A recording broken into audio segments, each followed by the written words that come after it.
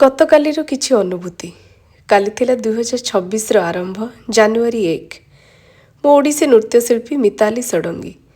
2025ର ସବୁ ହସ, ଖୁସି, ଦୁଃଖ, ସୁଖ, ରାଗ, ହାରିବା, ଜିତିବାକୁ ସମସ୍ତଙ୍କୁ ଛାଡ଼ି ନଥିଲି। ସେ ସବୁକୁ ସାଙ୍ଗରେ ନେଇ 2026ର ପ୍ରଥମ ଦିନରେ ମୁଁ ପାଦ ଦେଲି।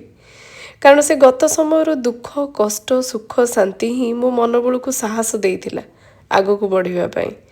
2025ରେ ଦେଇଥିବା ଶିକ୍ଷାରେ ହିଁ ତ 2026ର ଲମ୍ବା ବାଟକୁ ମୁଁ ଅତିକ୍ରମ କରିବି।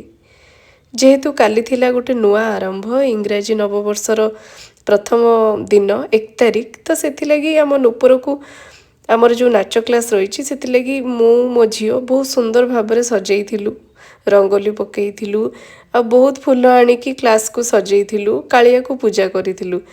ନାଚ କ୍ଲାସ୍ର ଷ୍ଟୁଡେଣ୍ଟ ନମ୍ରତା ମଧ୍ୟ ଆସିଥିଲା, ଆଉ ସେମାନେ କୁନି କୁନି ଝିଅ ହେଇକି ଶାଢ଼ୀ ପିନ୍ଧିଥିଲେ, ମୋତେ ବହୁତ ବଢ଼ିଆ ଲାଗିଥିଲା।